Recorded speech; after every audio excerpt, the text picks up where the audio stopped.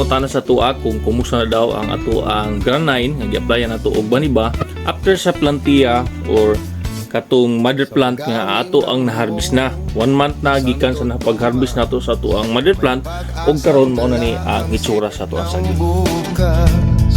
Sa tibal og ang lupa ay may bulong, may sanggurong handang tumulong. Hindi lang pula ang kanyang tinatanim, kundi pangarap na hindi na madibilin.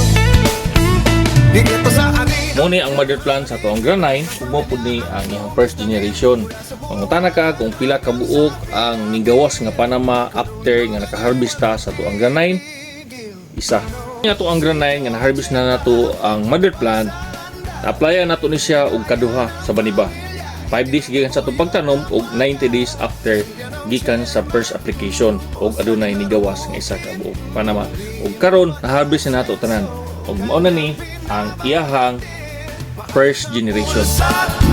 Masayang tahanan, puso ng magsasaka, dulo ng mamamayanan.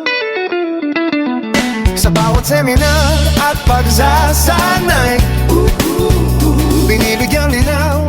Kung mangutana ka kung sa standing sa atong saging nga gi-applyan og baniba kaning first generation, exceptional gyud ang iyahang standing. Wala kay problema sa sigatuka ug dagko kayo ang lawas, meaning healthy kayo ang ato ang saging.